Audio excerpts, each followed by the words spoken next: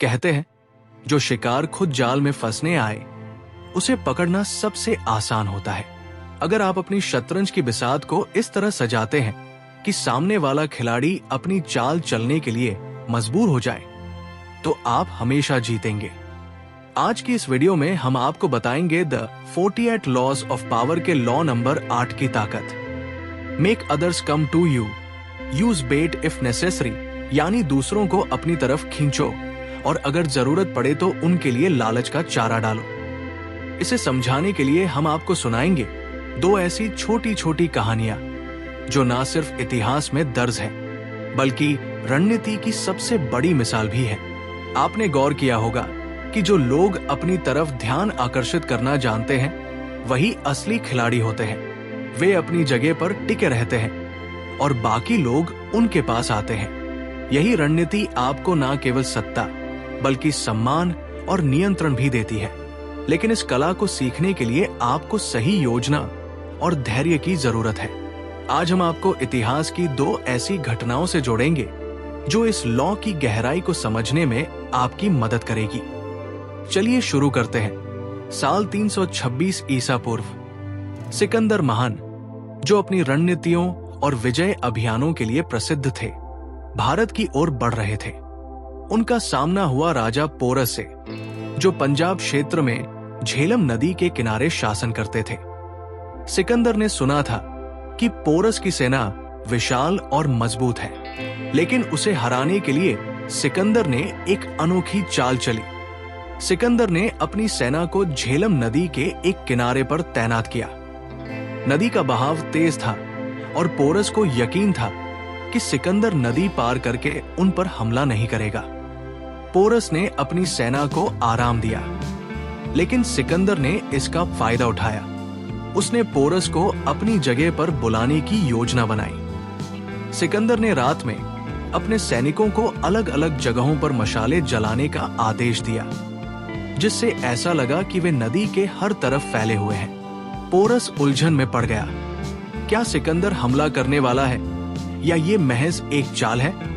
सिकंदर ने अपनी असली सेना को छुपा रखा था और पोरस को यही सोचने दिया कि सिकंदर खुद उनके पास आएगा।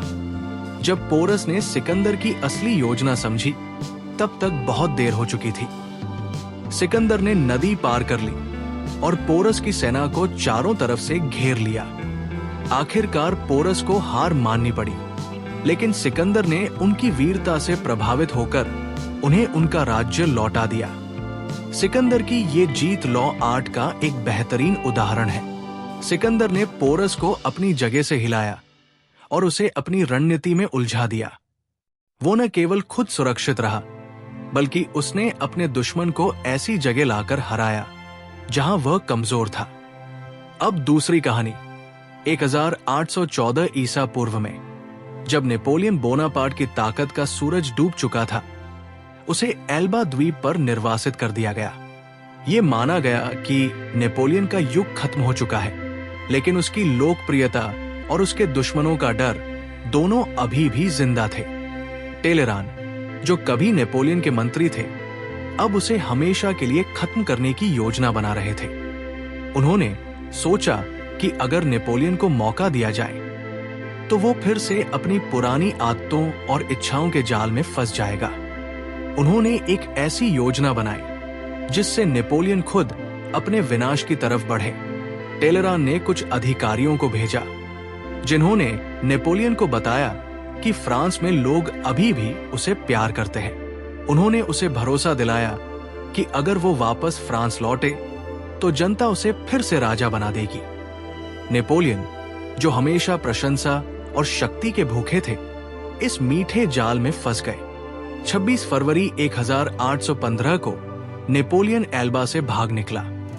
ये भागना असंभव जैसा लग रहा था, लेकिन ये सब टेलेरान की चाल का हिस्सा था। नेपोलियन फ्रांस पहुंचा और जनता ने उसे खुले दिल से स्वीकार किया।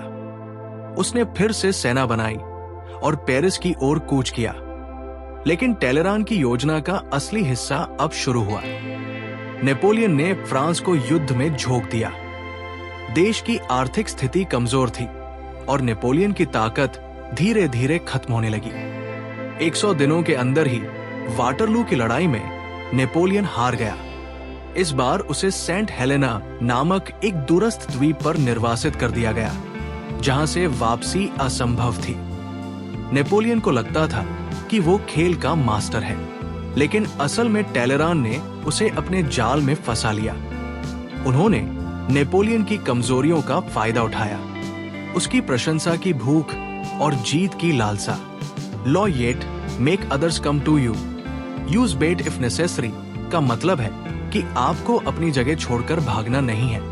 अपनी स्थिति को मजबूत बनाएं और ऐसा माहौल तैयार करें कि लोग आपके पास आएं। ये लॉ कहता है कि आपकी शक्ति तभी टिकाऊ होगी जब आप दूसरों को अपनी शर्तों पर चलने के लिए मजबूर करेंगे। अपनी ऊर्जा बचाएं, अपने दुश्मनों की कमजोरियों को पहचानें और उन्हें खुद आपके पास आने दें। यही असली ताकत है। अगर आपको यह वीडियो पसंद आया हो तो इसे लाइक जरूर करें, अपने दोस्तों के साथ शेयर करें और हमारे चैनल को सब्सक्राइब करना न भूलें और बेल आइकन दबाना बिल्कुल मत भूलिएगा, ताकि हमारे नए वीडियो की नोटिफिकेशन सबसे पहले आप तक पहुंचे। आपका साथ हमें और बेहतर कंटेंट बनाने के लिए प्रेरित करता है। धन्यवाद।